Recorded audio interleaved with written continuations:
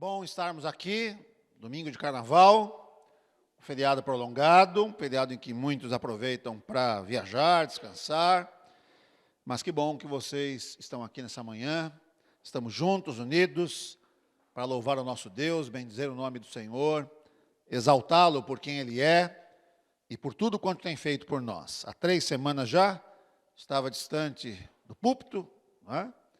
Tivemos aqui conosco o reverendo Félix pregando, o reverendo Rivelis e o reverendo Ricardo no domingo passado.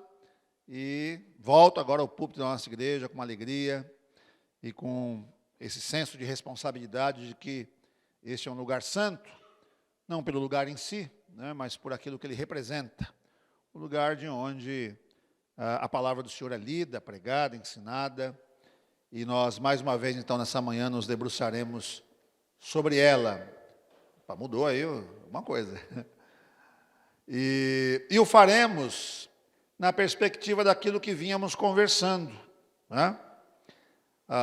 Permanecendo firmes diante das crises dessa vida.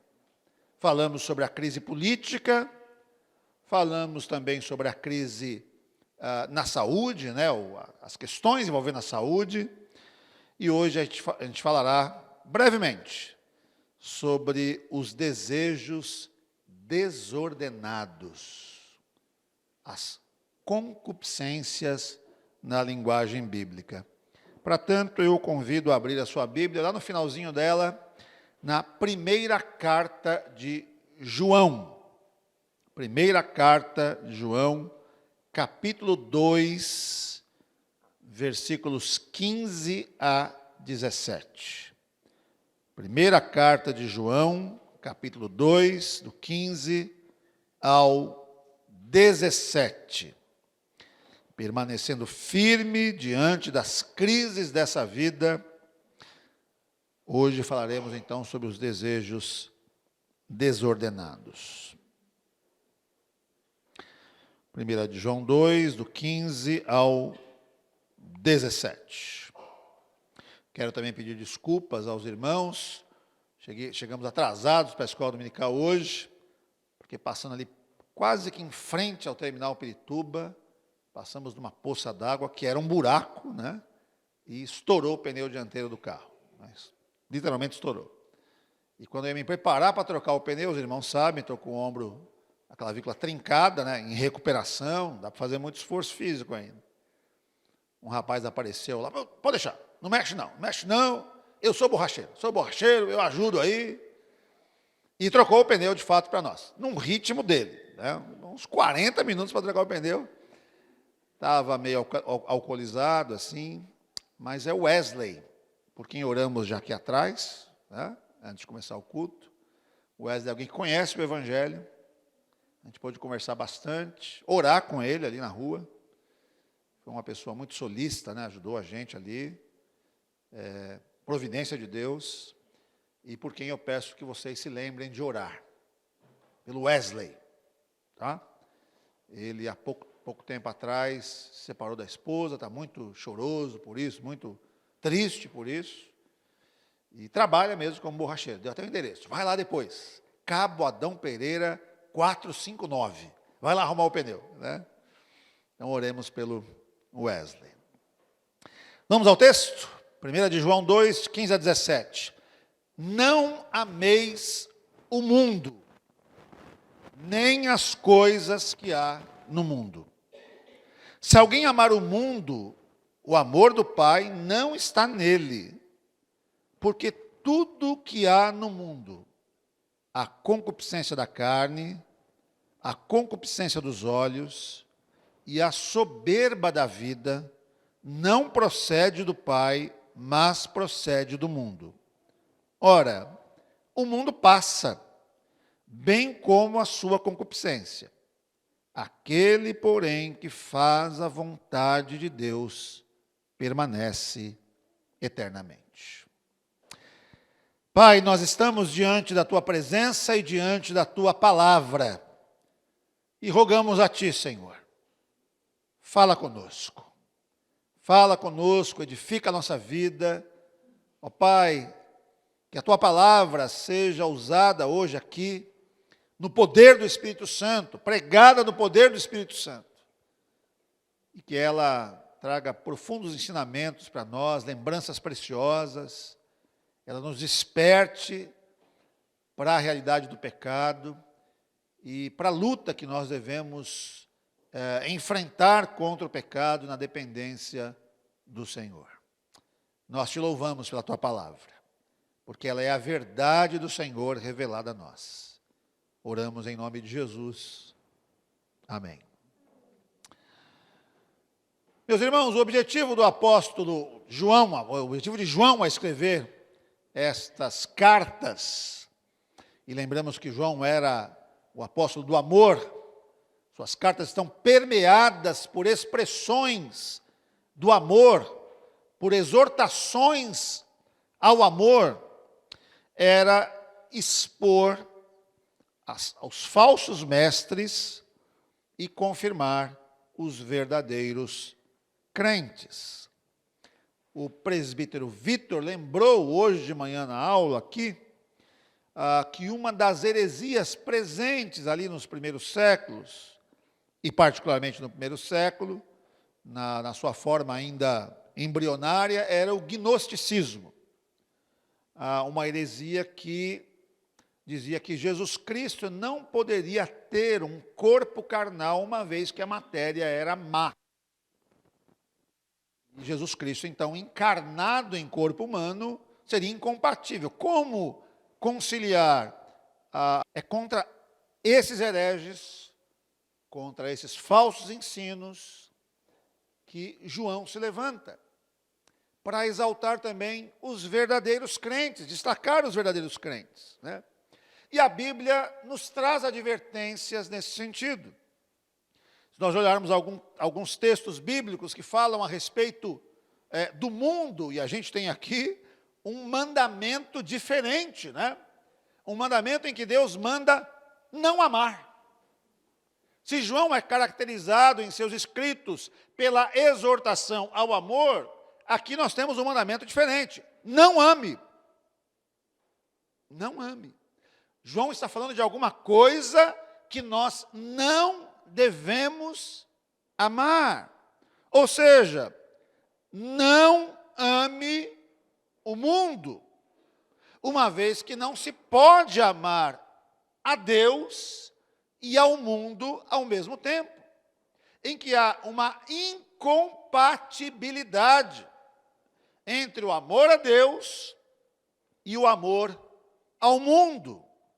Ora, nós não temos recebido o Espírito do mundo, e sim o Espírito que vem de Deus, para que conheçamos o que por Deus nos foi dado gratuitamente. Paulo, na primeira carta aos Coríntios 2:12, Paulo então diz que há um espírito do mundo, um espírito que naturalmente é contrário ao Espírito de Deus. Cuidado, que ninguém vos venha enredar com sua filosofia e vãs sutilezas, conforme a tradição dos homens, conforme os rudimentos do mundo, os princípios do mundo, e não segundo Cristo. Paulo, aos Colossenses, capítulo 2, versículo 8. Lembra, então, que existem princípios elementares do mundo que são incompatíveis com os princípios estabelecidos por Deus. Paulo, mais uma vez, na primeira carta aos Coríntios 19, nos lembra também o seguinte: porque a sabedoria deste mundo é loucura diante de Deus, porquanto está escrito, ele apanha os sábios na própria astúcia deles. Paulo então afirma que há uma sabedoria deste mundo, que também é diferente da sabedoria divina. Muito bem, mas pastor, o que Paulo quer dizer com o mundo quando ele diz, o que João quer dizer com o mundo quando ele diz, não ameis o mundo? A gente já tratou disso aqui, mas nunca é demais lembrar que mundo na Bíblia pode ter pelo menos 3 significados.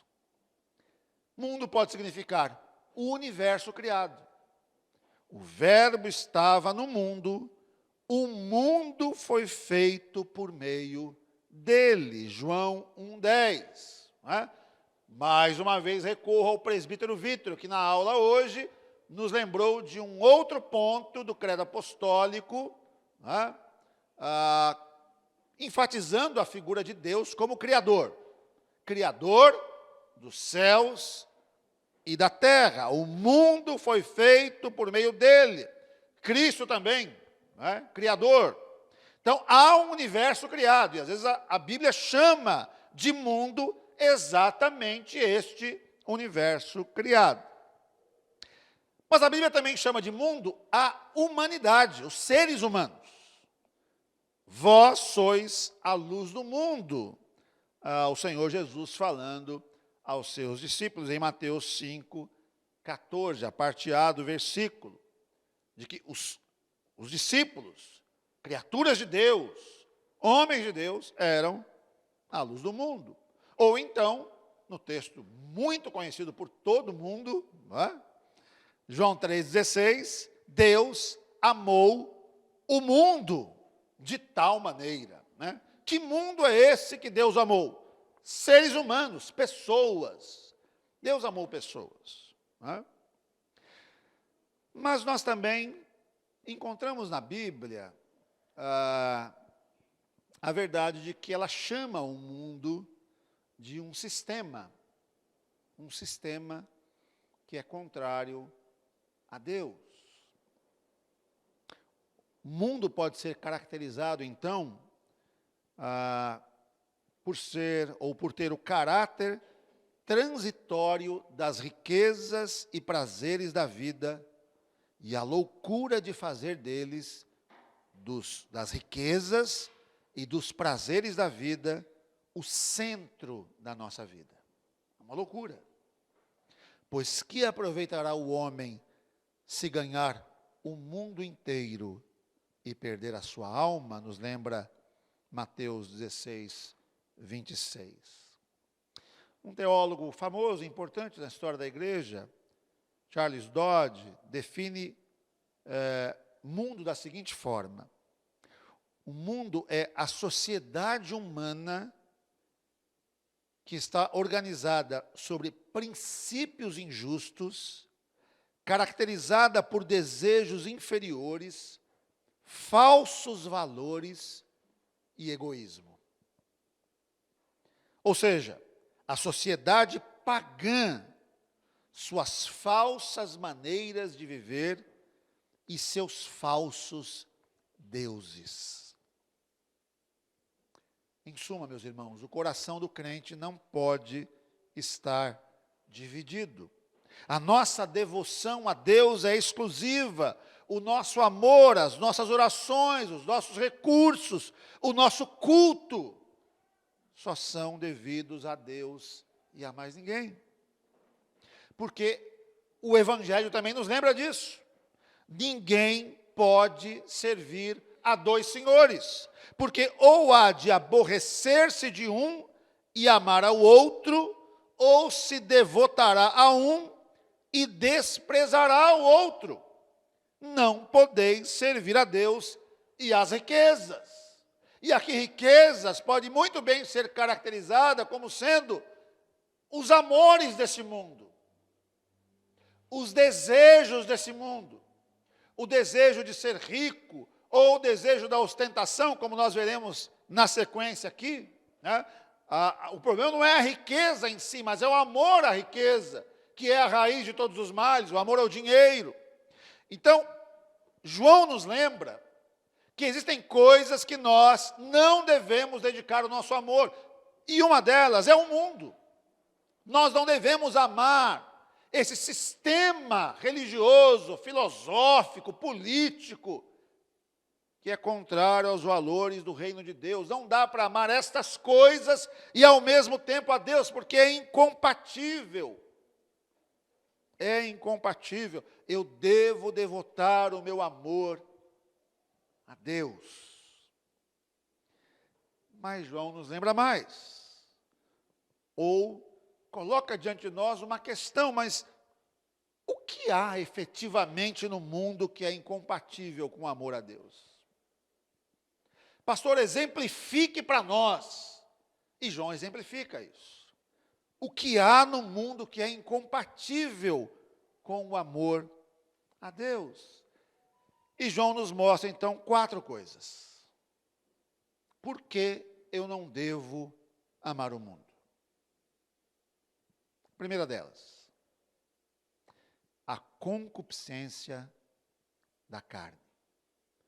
Nós poderíamos traduzir concupiscência como um desejo, um forte desejo, e particularmente um desejo desordenado. Concupiscência da carne.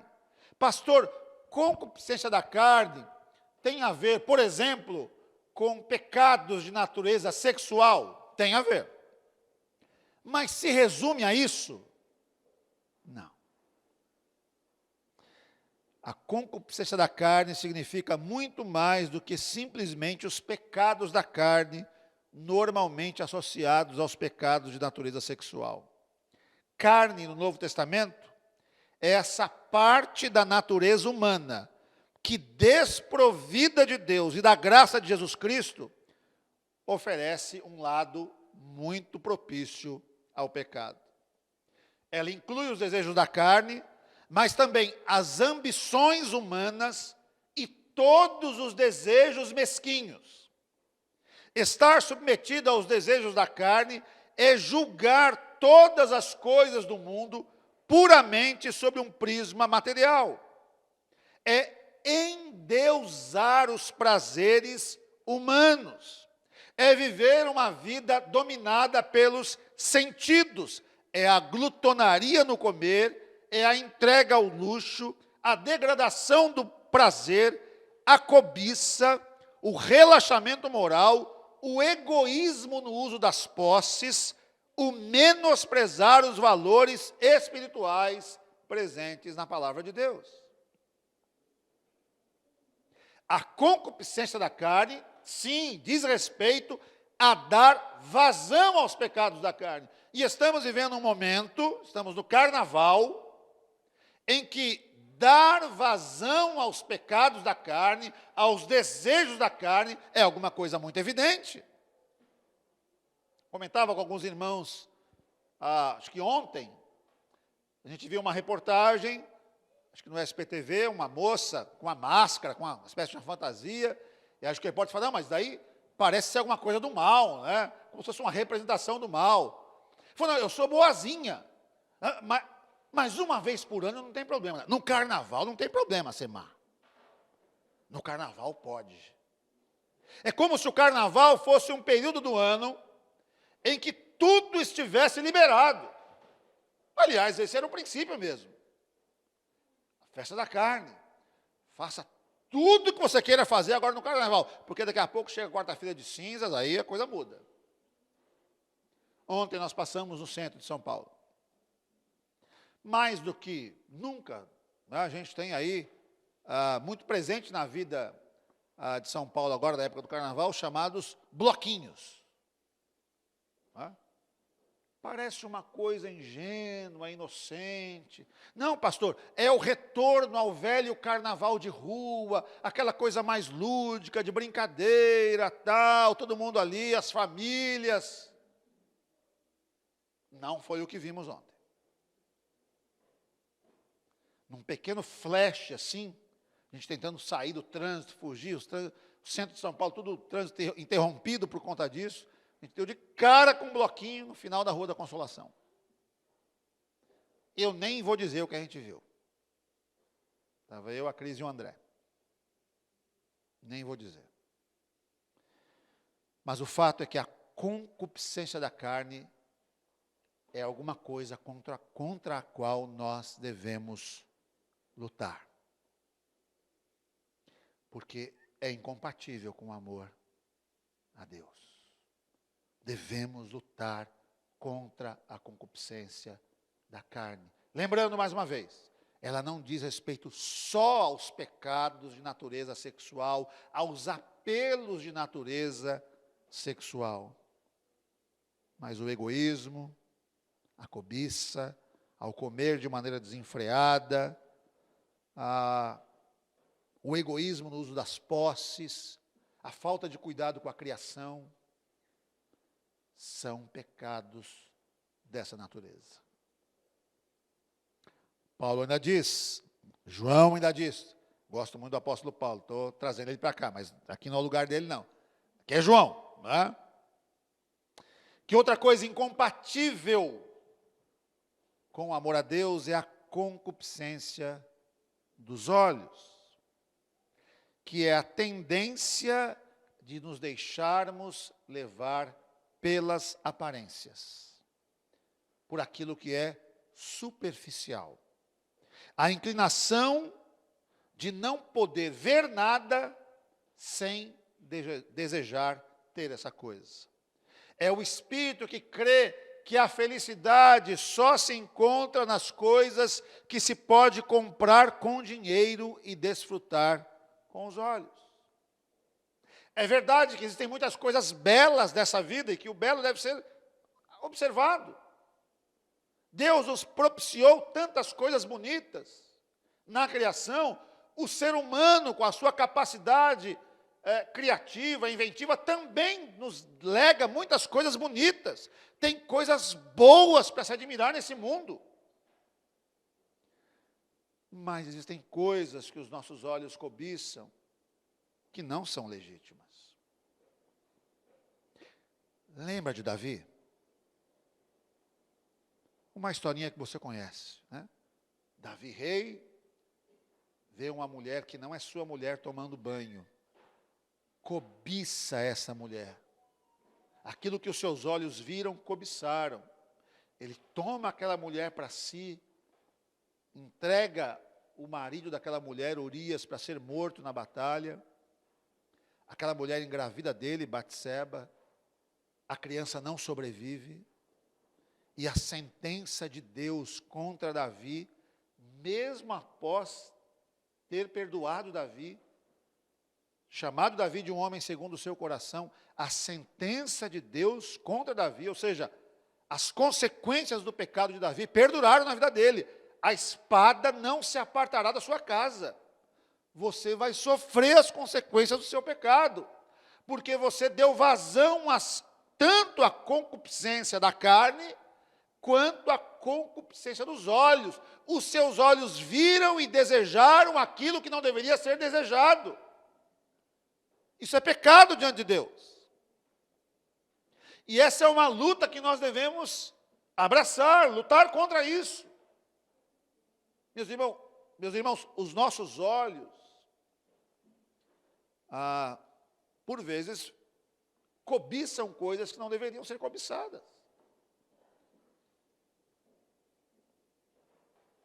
É a tendência de nos deixarmos levar pelas aparências, pelo superficial, a inclinação de não poder ver nada sem desejar ter, ou a tendência de acreditar que a felicidade é alguma coisa que pode ser comprada com dinheiro. Ledo engano. João também diz que outra coisa que é contrária ao amor a Deus é a soberba da vida. Alazoneia, soberba. O alazon era o indivíduo que fazia ostentação de posses, feitos e proezas que não lhe pertenciam, para impressionar a outros e exaltar a si mesmo. Ou seja, alguém que vive de aparências, que ostenta uma condição que na realidade não é sua. Alguém escravizado pela ostentação, alguém que é capaz de tudo para manter as aparências. Eu não sei se você já teve contato com gente assim. A gente corre o risco de cometer esse pecado. Eu já conheci pessoas que assim, eu tenho que ter o carro zero do ano. Eu tenho que ter. Eu não tenho nada na vida, mas eu tenho que ter o carro zero. Porque eu tenho que ostentar, eu tenho que parecer ser rico. Tem que parecer ser. Às vezes, a geladeira de casa está vazia, as contas estão atrasadas, mas eu tenho o carro do ano, eu tenho uma boa aparência, porque é isso que importa. O que importa é o que as pessoas enxergam.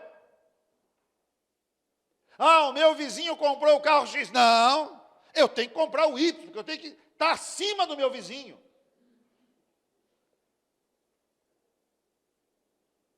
Um indivíduo que fazia ostentação de posses, feitos e proezas que não lhe pertenciam. Já tem algum tempo isso, alguns anos, mas eu não sei se vocês lembram disso. De um camarada que circulou na alta sociedade dizendo que era, acho que herdeiro, filho do dono da TAM. Lembram disso? A TAM, a aviação, né? A companhia de aviação. E ele circulava entre a alta sociedade, né? Eu sou o filho do dono da TAM. Deu entrevista, né? Aparentando ser quem não era. Pastor, mas na igreja tem isso? Entre o povo crente tem isso? É para responder ou não? Pode ter, meus irmãos.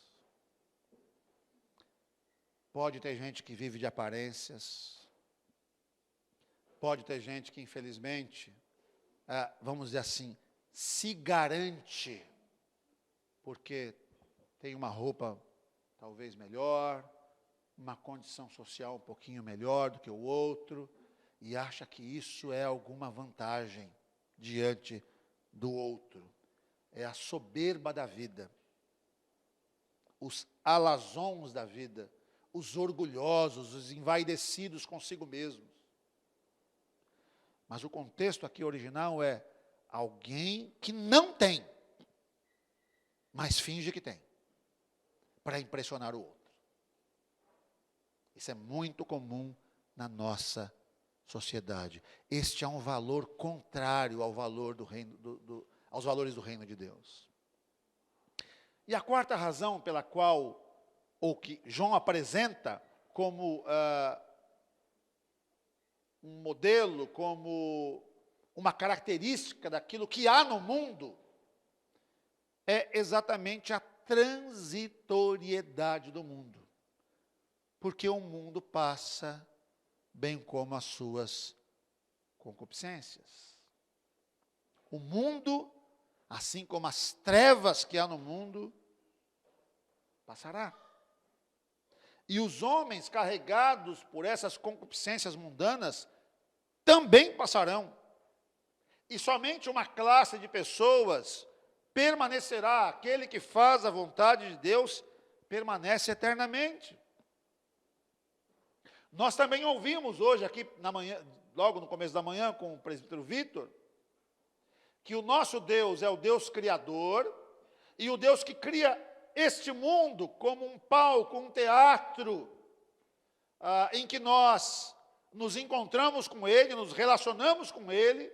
Ele é um Deus relacional, é um Deus que está em atividade no mundo, neste mundo tal qual o conhecemos, mas também na nova criação. Ocasião em que essa relação com Deus será ainda mais evidente, será ainda melhor do que a relação que nós temos hoje, porque, obviamente, estará ausente ali o pecado. E Pedro nos lembra disso, dizendo: ora, os céus que agora existem, a terra, pela mesma palavra, têm sido entesourados para fogo, estando reservados para o dia do juízo e destruição dos homens ímpios. Há, todavia, uma coisa, amados, que não deveis esquecer, que para o Senhor um dia é como 1000 anos, e mil anos como um dia. Não retarda o Senhor a sua promessa, como alguns a julgam demorada, pelo contrário, Ele é longânimo para convosco, não querendo que nenhum pereça, senão que todos cheguem ao arrependimento. Virá, entretanto, como ladrão o dia do Senhor, no qual os céus passarão com estrepitoso estrondo, e os elementos se desfarão abrasados, também a terra, e as obras que nela existem serão atingidas.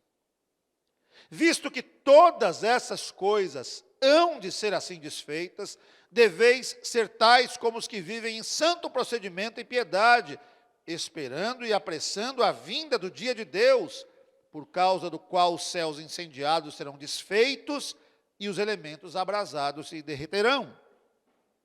Nós, porém, segundo a sua promessa, esperamos novos céus e nova terra, nos quais habita justiça. Se as concupiscências dessa vida, esses desejos desordenados dessa vida, são alguma coisa contra a qual nós devemos lutar, coisas que exigem de nós um esforço, uma consagração a Deus. Se esse teatro, esse palco onde nós atuamos, nessa vida, nesse tempo, impõe a nós desafios tais como estes, o desafio de não amar o mundo, de não amar as coisas do mundo, de não amar as concupiscências do mundo, Deus nos promete um outro palco, aperfeiçoado, onde essas lutas não terão mais vez. Mas enquanto estamos aqui, nós somos chamados a lutar.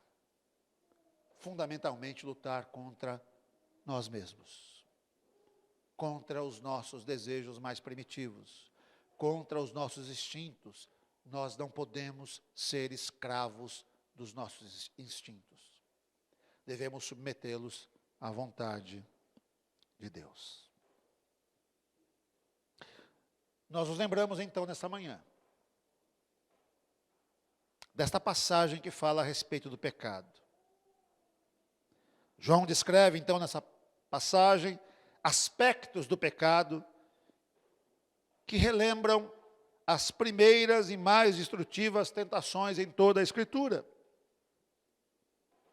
Se nós voltarmos lá para o Gênesis, nós enxergaremos o seguinte, que na primeira tentação, o homem cedeu, caiu. A desobediência dos nossos primeiros pais foi o resultado de se renderem a essas tentações, sobretudo as 3 primeiras. Porque a quarta é uma realidade, né? O mundo passa. Gênesis 3, de 1 a 6.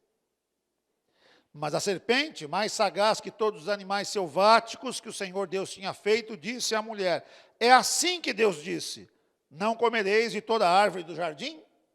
Respondeu-lhe a mulher: do fruto das árvores do jardim podemos comer, mas do fruto da árvore que está no meio do jardim, disse Deus, dele não comereis, nem tocareis nele para que não morrais. Então a serpente disse à mulher: é certo que não morrereis, porque Deus sabe que no dia em que dele comerdes, se vos abrirão os olhos, e como Deus sereis conhecedores do bem e do mal. E aí vem o texto-chave. Vendo a mulher que a árvore era boa para se comer, agradável aos olhos, e árvore desejável para dar entendimento, tomou-lhe do fruto e comeu, e deu também ao marido, e ele comeu. Nós temos presentes aqui a concupiscência da carne, boa para se comer, agradável ao paladar, a concupiscência dos olhos, agradável aos olhos, e a soberba da vida, a ostentação dos bens, da vaidade, desejável para dar entendimento. Opa! Ser como Deus, ter entendimento como Deus, opa, eu quero. Foi a receita para a queda. Na primeira tentação, o homem cedeu, caiu. Mas na segunda tentação, o homem resistiu, venceu. Jesus, cheio do Espírito Santo, voltou do Jordão e foi guiado pelo mesmo Espírito no deserto, durante 40 dias, sendo tentado pelo diabo. Nada comeu naqueles dias, ao fim dos quais teve fome. Disse-lhe então o diabo: se és o Filho de Deus, manda que esta pedra se transforme em pão. Jesus estava com fome. Mande que essa pedra se transforme em pão. Poderia estar presente aqui a concupiscência da carne. Eu preciso comer. Mas Jesus lhe respondeu: está escrito, não só de pão viverá o homem. E elevando, mostrou-lhe no momento todos os reinos do mundo. Olha aí, ó. Todos os reinos do mundo. A concupiscência dos olhos. Olhe o brilho desse mundo. Concupiscência dos olhos. Disse-lhe o diabo: dar-te-ei toda essa autoridade e glória desses reinos, porque ela me foi entregue e a dou a quem eu quiser. Portanto, se prostrado me adorares, toda será tua. Mas Jesus lhe respondeu, está escrito, ao Senhor teu Deus adorarás, e só a Ele darás culto. Então levou a Jerusalém e o colocou sobre o pináculo do templo, e disse: se és o Filho de Deus, atira-te daqui abaixo, porque está escrito: aos seus anjos ordenará a teu respeito que te guardem, e eles te sustentarão nas tuas mãos para não tropeçares de alguma pedra. Se tu és o Filho de Deus, se você tem poder mesmo, mostra aí que você tem poder. Soberba da vida. Não é sobre poder, sobre influência, sobre autoridade, que a soberba da vida diz respeito. Respondeu-lhe Jesus: dito está, não tentarás o Senhor teu Deus. Passadas, que foram as tentações de toda sorte, apartou-se dele o diabo até momento oportuno. O primeiro homem cedeu, caiu diante da tentação. O segundo homem, ou o segundo Adão, na linguagem bíblica, Jesus Cristo, resistiu. Não cedeu. Não caiu. Ele é o nosso modelo. É o nosso modelo de virtudes. É aquele que mostra para nós que é possível se sujeitar a Deus e resistir então às tentações dessa vida. Resistir ao diabo e ele fugirá de nós. Porque alguém poderia dizer: pastor, mas a carne é fraca. Não dá para resistir, não é possível resistir. É possível resistir. Nós temos o modelo Jesus Cristo. Ele resistiu, ele disse não às tentações. Devemos fazer a mesma coisa. Não devemos olhar para Adão e falar: Adão pecou, também vou pecar. Devemos olhar para Jesus Cristo e dizer: ele não pecou. Eu também vou procurar não pecar. Não ame o mundo. Não ame as coisas que estão no mundo. Porque as coisas que estão no mundo não procedem de Deus. A concupiscência da carne, a concupiscência dos olhos, a soberba da vida, não procedem de Deus. E tem mais, esse mundo passará. Esse mundo passa, bem como as suas concupiscências. Mas aquele que faz a vontade do Senhor permanece para sempre. Que o Senhor nos ajude a vencer isso. Essa é uma crise na vida. Por que é uma crise? Porque é uma luta. Porque é real, irmãos. Eu não estou falando alguma coisa aqui da qual não me atinge. Não. Eu tenho que lutar contra isso. Você também tem que lutar contra isso. Na força do Senhor. Seguindo o exemplo de Cristo, o nosso modelo. É possível vencer. Pastor, eu fui vencido por uma dessas concupiscências. Confesse o seu pecado. Busque a Deus. Vai, não peques mais. Vamos orar. Vamos colocar as nossas vidas diante do Senhor. Se algum desses pecados você tem tido dificuldade de lidar com eles, Coloque isso diante de Deus agora. Vamos orar ao Senhor e pedir que Deus tenha misericórdia de nós e nos fortaleça em Jesus Cristo, o nosso Senhor.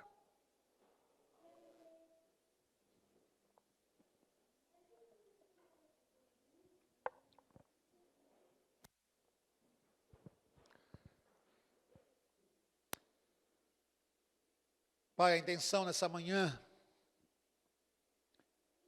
é rogar a Ti que coloque em ordem os nossos desejos. Que eles estejam cativos a Cristo. Que haja em nós domínio próprio, moderação. Nós estamos aqui diante da Tua presença, ó Pai, admitindo que sofremos estas tentações, alguns mais, outros menos, alguns em tentações específicas destas citadas, outros talvez em todas elas, mas estamos aqui admitindo, ó Pai, que não é possível vencer estas tentações, a tentação de amar esse mundo e as coisas que há no mundo, como estas coisas. O desejo da carne, o desejo do olhar, a soberba da vida. Por isso pedimos ao Senhor, ó Deus, nos ajude. Nós precisamos da Tua ajuda. Porque somos pecadores como Adão, como os nossos primeiros pais. Mas queremos olhar para o segundo Adão, Jesus Cristo, e para a sua perfeita obediência. Porque em tudo ele foi tentado, mas não pecou. Rogamos a Ti então que nos fortaleça, Pai. Que possamos dominar os apelos, os desejos da nossa carne. Que não sejamos pessoas que vivem atrás da aparência.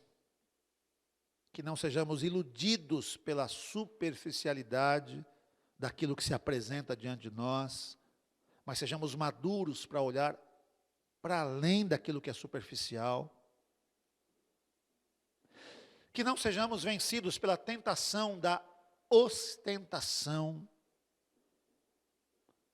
de usarmos alguma coisa que temos, ou mesmo que não temos, e fazemos parecer que temos, para nos sobressairmos sobre alguém. E que nós não nos esqueçamos, Pai, que a glória deste mundo, o brilho deste mundo, as riquezas desse mundo, os prazeres desse mundo, o poder desse mundo, tudo isso passará. E só permanecerá aquele que faz a vontade do Senhor. Ajuda-nos então a fazer a Tua vontade. Em nome de Jesus. Amém.